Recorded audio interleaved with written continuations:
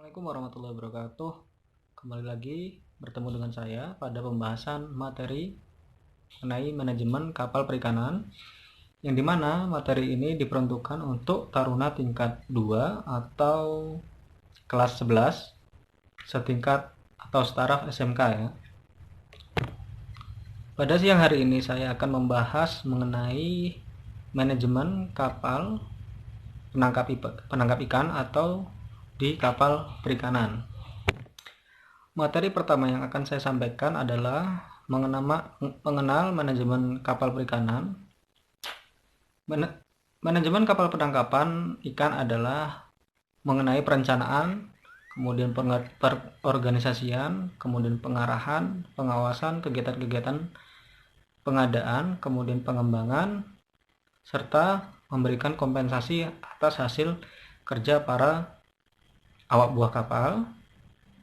Kemudian kita akan melakukan pemeliharaan dan pelepasan sumber daya manusia agar tercapai tujuan yang diharapkan. Beberapa pandangan penting yang harus diperhatikan bila kita menginginkan manajemen kapal penangkap ikan dapat berlangsung dengan baik harus mempertimbangkan antara lain.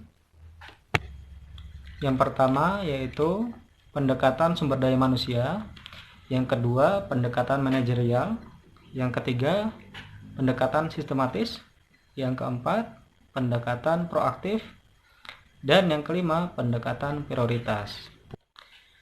Dari apa yang telah saya sampaikan sebelumnya, pembahasan ini akan saya bahas dulu secara umum, kemudian akan saya bahas secara khusus satu persatu. Dari yang saya sebutkan pertama, yaitu pendekatan sumber daya manusia, martabat dan kepentingan hidup manusia hendaknya tidak diabaikan agar kehidupan mereka layak dan sejahtera, dengan memperhatikan akan kehidupan mereka yang layak dan sejahtera, maka tidak akan mengganggu tugas-tugas bagi setiap manusia yang terlibat dalam kegiatan operasional penangkapan. Kemudian yang kedua, pendekatan manajerial, kerjasama antar departemen yang terkait dalam melakukan tugas-tugas dalam suatu organisasi sangat diperlukan, di mana satu dengan yang lain saling memenuhi, melengkapi, bahkan saling mengoreksi. Kemudian pendelegasian tugas dan tanggung jawab bagi setiap manajer terhadap bawahannya sangat diperlukan, yang pada akhirnya diharapkan pengoperasian kapal penangkap ikan dapat mencapai sebuah tujuannya ya. Nah, ini diperlukan pendekatan manajerial. Kemudian ketiga yaitu pendekatan sistematis. Secara umum, sistem yang dimaksud adalah organisasi yang merupakan sistem yang lebih besar. Oleh karena itu, manajemen suatu organisasi harus dievaluasi dengan kriteria besarnya kontribusi yang dibuat oleh organisasi. Model manajemen diperlakukan suatu sistem yang terbuka di mana masing-masing bagian atau departemen saling berhubungan, masing-masing bagian saling mempengaruhi dan dipengaruhi oleh lingkungan eksternal. Kemudian yang keempat, pendekatan proaktif.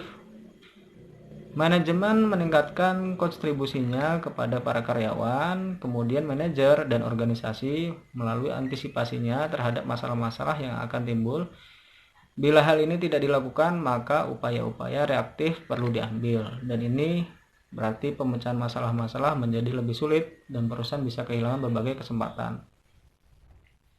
Kemudian yang kelima, pendekatan prioritas. Manajemen selalu dan senantiasa dihadapkan pada suatu persoalan yang sulit. Jika muncul beberapa masalah yang bersamaan, inilah saatnya untuk pihak manajemen harus mengambil keputusan yang bijak dengan memperhatikan tingkat prioritas penyelesaiannya. Jika hal ini dilakukan dengan bijaksana, maka organisasi dan seluruh sistem akan berjalan dengan lancar. Ya, demikian apa yang telah saya sampaikan materi sebelumnya, yaitu mengenai hanya pengenalan saja ya. Selanjutnya akan kita bahas mengenai operasi penangkapan ya, tapi pada pertemuan minggu depan insya Allah.